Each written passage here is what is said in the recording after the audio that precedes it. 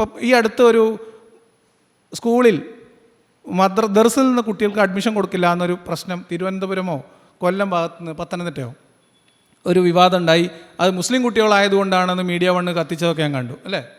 എവിടെയായിരുന്നു എനിക്ക് ഓർമ്മയില്ല. ഒരു ടീച്ചർ മുസ്ലിം കുട്ടികൾക്ക് വെള്ള ഡ്രസ്സ് ഇടാൻ പാടില്ല എന്ന് പറഞ്ഞു, മുസ്ലിം കുട്ടികൾക്ക് അഡ്മിഷൻ കൊടുക്കില്ല എന്നൊക്കെ പറഞ്ഞൊരു വിവാദം ഉണ്ടായത് ഈ അടുത്ത് 2 ആഴ്ച മുൻപ്. ഇത് കത്തിച്ച ആളുകൾക്കും ഇത് പ്രചരിപ്പിച്ച ആളുകളും ഇതിൻ്റെ ഭാഗമായ ആളുകളൊന്നും പരിഗണിക്കാത്ത ചില പ്രശ്നങ്ങളുണ്ട്. അത് മുർത്തദ് സെൻറ്റർ പരിഗണിക്കും. അത് കാരണം നമുക്കതിന് ചില ഇടപെടലുകൾ നടത്താനുണ്ട്. കാരണം പല പള്ളി ദർസുകളിലും കുട്ടികളെ സ്കൂളിൽ അഡ്മിഷൻ പേരിന് മാത്രം എടുത്തിട്ട് വർഷത്തിൽ എക്സാം എഴുതിക്കുന്ന സ്വഭാവമുണ്ട്. 10ാം ക്ലാസ്സിൻ്റെ പ്രായമാവുന്നത് വരെ മുന്നോട്ട് പോയിട്ട് 10ാം ക്ലാസ് തുല്യതാ പരീക്ഷ എഴുതിയിട്ട് കുട്ടികളെ കൊണ്ടുപോകുന്ന, അതായത് അവരുടെ വിദ്യാഭ്യാസ അവകാശ നിഷേധം നഗ്നമായി കേരളത്തിൽ നടക്കുന്നുണ്ട്. അത്തരം മതസ്ഥാപനങ്ങളുണ്ട്. അവർക്കെതിരെ നടത്തേണ്ടത് നിയമ പോരാട്ടമാണ്. അത് കേസ് കൊടുക്കും, അതിൽ നിയമ പോരാട്ടം നടത്തും. അത്തരം പ്രവർത്തനങ്ങൾ നമുക്ക് ചെയ്യും. മറ്റു കാര്യങ്ങൾ നമ്മളിപ്പോൾ ഒരു ഇമ്പാക്റ്റ് അസസ്മെൻറ്റ് നമ്മൾ ചെയ്യണം. നമ്മളിപ്പോൾ ഒരു മതം വിടും. ഞാൻ അസസ്മെൻറ്റ് ചെയ്തിരുന്നു. പ്രതീക്ഷിക്കുന്ന അടി ആരൊക്കെയാണ്, എവിടെ നിന്നൊക്കെ കിട്ടും, ആരൊക്കെയാണ് എവിടെ ഏത് സൈഡിലാണ് വെട്ടുക എന്നുള്ളതിനെക്കുറിച്ച് എനിക്കൊരു ധാരണ ഉണ്ടായിരുന്നു. അതെല്ലാവർക്കും വേണം തന്നെയാണ്. പിന്നെ എല്ലാവർക്കും ഭയമില്ലാതെ അവനവൻ്റെ വിശ്വാസമോ വിശ്വാസമില്ലായ്മയോ വിശ്വാസമാറ്റമോ പറയാവുന്ന ഒരു സാമൂഹ്യ അന്തരീക്ഷം സൃഷ്ടിക്കുക എന്നുള്ളതാണ് സാമൂഹ്യ പ്രവർത്തനം. അതിന് സംവാദാത്മകതയ്ക്ക് വേണ്ടി ശ്രമിക്കുക എന്നുള്ളതാണ് എനിക്ക് ചെയ്യാവുന്ന കാര്യം. ആളുകളുടെ മനോഭാവം നമുക്ക് കേസ് കൊടുത്ത് മാറ്റാൻ പറ്റില്ല എന്നാണ് ആ കാര്യത്തിൽ എൻ്റെ ഒരു അറിവ്. പറയും. ഞാൻ 44 വർഷത്തിന് മുമ്പ് താങ്കളെപ്പോലെ വിമർശനം നടത്തിയ ആളാണ്. സാധാരണ ധൈര്യമൊന്നും വേണ്ട. സാധാരണ ധൈര്യം ഉണ്ടെങ്കിലൊന്നും പറ്റിയില്ല. തമിഴ്നാടും കേരളവും ജോയിൻ ചെയ്യുന്ന സ്ഥലത്തു നിന്നാണ് ഞാൻ. കളിയിക്കുള്ള ജമാത്താണ്. നല്ലതുപോലെ പള്ളിയുടെ മുമ്പ് വെച്ച് വിമർശിച്ചിട്ടുണ്ട്. ഇന്നും ധൈര്യമായിട്ട് അതുപോലെ വിമർശിക്കുന്നുണ്ട്. അതുകൊണ്ട് വലിയ പ്രശ്നങ്ങളുണ്ടായിട്ടുണ്ട്. ചെറിയ ധൈര്യം ഉണ്ടായാലും ഒന്നും പറ്റില്ല. നല്ല ധൈര്യം വേണം. നേരിടണമെങ്കിൽ ഒരു വിപ്ലവകാരിയെ കൊണ്ട് തന്നെ പറ്റുള്ളൂ, സാധാരണക്കാരെ കൊണ്ടൊന്നും പറ്റില്ല. അതുകൊണ്ട് പുതിയതായിട്ട് വരുന്നവർ നിശബ്ദമായിട്ടിരിക്കുന്നു എന്ന് പറഞ്ഞിട്ട് വിമർശിക്കേണ്ട. കാര്യം അവർക്ക് ധൈര്യക്കുറവുണ്ട്, ചില്ലറ കാര്യമല്ല. അത്രേ എനിക്ക് പറയാനുള്ളൂ. അല്ല, ഞാൻ പറഞ്ഞത് ധൈര്യക്കുറവ് ഒരു തെറ്റായ കാര്യമായിട്ടല്ല. ഞാൻ ധൈര്യക്കുറവിൻ്റെ കാര്യം ഞാനല്ല പറഞ്ഞത്, പുള്ളി പറഞ്ഞതാണ് ധൈര്യം ഇല്ലാത്തത് കൊണ്ടാണെന്നുള്ളത്. വിമർശനം നടത്തിയവരാണ്. അന്ന് മാസികകളാണ് കാര്യമായിട്ടുള്ളത്. യുക്തിവാദി മാസികളിലൊക്കെ 1975 ശേഷമുള്ള യുക്തിവാദി മാസികളിലൊക്കെ എൻ്റെ ലേഖനങ്ങളൊക്കെ കാണും. നിങ്ങൾ നോക്കിയാൽ എനിക്കത് ചെയ്യാൻ കഴിഞ്ഞത് എന്തുകൊണ്ടാണെന്ന് വെച്ചാൽ എൻ്റെ വാപ്പ പോലീസുകാരനായിരുന്നു. സ്വാഭാവികമായിട്ടും അവർക്ക് എന്നെ തൊടാൻ ലേശം പേടിയുണ്ടായിരുന്നു. എനിക്ക് ഭീതി ഉണ്ടായിട്ടില്ല. പക്ഷെ അങ്ങനെയല്ല സാധാരണ ആളുകളുടെ അവസ്ഥ. അത്രേ ഞാൻ പറഞ്ഞിട്ടുള്ളൂ. ഓക്കെ, ഞാൻ പറയുന്നത് ഇതിനകത്ത് എൻ്റെ ഒരു നിലപാട് പറയാം. ഒരാളുടെ വിശ്വാസം നഷ്ടപ്പെടുന്നു എന്നുള്ളത് ആ വ്യക്തിയുടെ ഒരു കാര്യമാണ്. അയാളത് പബ്ലിക്കിൽ വിമർശിക്കുന്നു എന്ന് പറയുമ്പോൾ ആ വിമർശനത്തിനോട് പ്രതികരണം ഉണ്ടാവുക എന്ന് പറയുന്നത് സ്വാഭാവികമായിട്ടുള്ള കാര്യം. അത് എന്തിനെ വിമർശിക്കുന്നു, ഏതളവിൽ വിമർശിക്കുന്നു, ഏത് ഭാഷയിൽ വിമർശിക്കുന്നു എന്നനുസരിച്ച് പ്രതികരണത്തിന് വ്യത്യാസം ഉണ്ടാവും.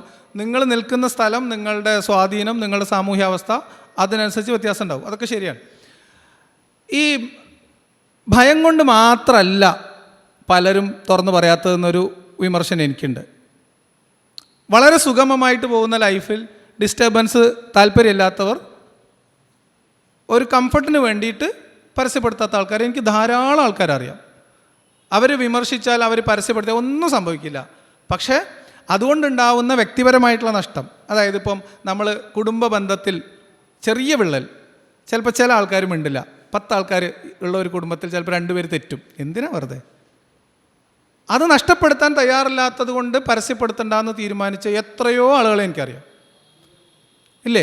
നഷ്ടമൊന്നും സഹിക്കാൻ താല്പര്യമില്ലാത്തതുകൊണ്ടും ഒന്നും നഷ്ടപ്പെടുത്താൻ മനസ്സില്ലാത്തത് കൊണ്ടും നമുക്കിതൊക്കെ മനസ്സിലായി സുഖമായിട്ട് ജീവിച്ചു പോകാമെന്ന് തീരുമാനിക്കുന്ന ഇഷ്ടംപോലെ ആൾക്കാരുണ്ട്. അപ്പോൾ അത് വ്യക്തിപരമായിട്ട് അയാളുടെ തീരുമാനമാണ്, അയാൾ എന്താ ചെയ്യേണ്ടതെന്നുള്ളത്.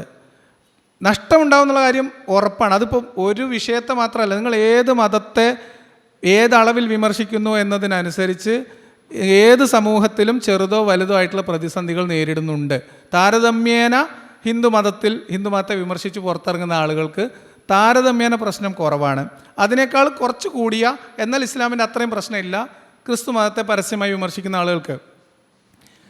ഇസ്ലാം മതത്തെ വിമർശിക്കുമ്പോൾ അതിനെതിരെയുള്ള പ്രതികരണം വളരെ വൈകാരികമാണ്, അതിതീവ്രമായിട്ടുള്ള വിമർശനമാണ്, കായികമായിട്ടുള്ള ആക്രമിക്കപ്പെടാനുള്ള സാധ്യതയും ഉണ്ട്. പക്ഷേ ഞാൻ പറയുന്നത് അതിൻ്റെ ഗ്രാഫ്, ആ ഒരു ഇൻറ്റൻസിറ്റി കുറഞ്ഞു വരുന്നു എന്നാണ് ഞാൻ മനസ്സിലാക്കുന്നത്. അത് കുറഞ്ഞു വരും എന്ന് തന്നെയാണ് ഞാൻ വിചാരിക്കുന്നത്. സമയമെടുത്ത് മാറും. ഞാൻ പറയുന്നത് എല്ലാ മുർത്തതുകളും തീരുമാനിക്കുകയാണ്, ഞാൻ എല്ലാവരും പരസ്യപ്പെടുത്താൻ തീരുമാനിച്ചാൽ പിന്നെ അന്ന് തീരും എല്ലാ പ്രശ്നവും. അതിൽ ചെറിയ ചില നഷ്ടങ്ങൾ എല്ലാവർക്കും വരാം. ചിലപ്പോൾ കുറച്ച് സുഹൃത്തുക്കൾ നഷ്ടപ്പെടാം, ചിലപ്പോൾ കച്ചവടം 50% കുറയാം. അത് ഏറ്റുവാങ്ങാൻ തയ്യാറുള്ള ആളുകൾ പരസ്യപ്പെടുത്തി വരിക, അപ്പോൾ ആ പ്രശ്നം തീരും. അത് നഷ്ടപ്പെടുത്താൻ ആഗ്രഹിക്കാത്തവർ കംഫർട്ടായിട്ട് ഇപ്പോഴും പള്ളിയിൽ പോയി നിസ്കരിക്കുന്ന വിശ്വാസമില്ലാത്ത ആൾക്കാരറിയാം. എന്തിന് പള്ളിയിൽ വെള്ളിയാഴ്ചകൾ ഹുത്തുബ പറയുന്ന പണ്ഡിതന്മാർ വിശ്വാസമില്ലാത്ത ആളുകളുണ്ടെന്ന് എനിക്കറിയാം. പല ആൾക്കാരും എന്നോട് സംസാരിക്കേണ്ടത്, അവരെന്നോട് പറഞ്ഞത് ഇതൊരു വളരെ കംഫർട്ടബിളായിട്ട് ജീവിച്ചു പോവാണ്, മനസ്സിലായോ, ശമ്പളം കിട്ടുന്നുണ്ട്, കുട്ടികളുടെ പഠനം, എന്തെങ്കിലും ഒരു ആവശ്യം വന്നാൽ മഹലിൽ നിന്ന് നല്ല രീതിയിൽ സപ്പോർട്ട് കിട്ടും. എന്തിനാ വെറുതെ? നമുക്ക് അയാളെ കുറ്റം പറയാൻ പറ്റുമോ? അപ്പോൾ ഞാൻ പറയുന്നത് സമൂഹത്തിൽ മാറ്റം ഉണ്ടാവണമെന്ന് ആഗ്രഹിക്കുന്നത് കൊണ്ടാണല്ലോ വിമർശിക്കണം എന്നുള്ള ത്വര വരുന്നത്. അതിൽ വ്യക്തിപരമായിട്ടുള്ള ചില നഷ്ടങ്ങൾ സ്വാഭാവികമാണ്, അതെല്ലാവർക്കും ഉണ്ടായിട്ടുണ്ട്. ഏത് സാമൂഹ്യ മാറ്റത്തിന് വേണ്ടി പരിശ്രമിച്ച ആളുകൾക്കും വ്യക്തിപരമായിട്ടുള്ള ചില നഷ്ടങ്ങൾ സംഭവിച്ചിട്ടുണ്ട്. ആ നഷ്ടങ്ങൾ കൂടി മനസ്സിലാക്കി അതുകൂടി ഉൾക്കൊള്ളാൻ തയ്യാറുള്ളവർ പരസ്യമായി വിമർശിക്കുക, അല്ലാത്തവർ അവരവർ ഏറ്റവും കംഫർട്ടബിൾ ആയിട്ടുള്ള ലൈഫിൽ ജീവിക്കുക എന്നുള്ളത് തന്നെയാണ് ഞാൻ ആ കാര്യത്തിൽ പറയുക.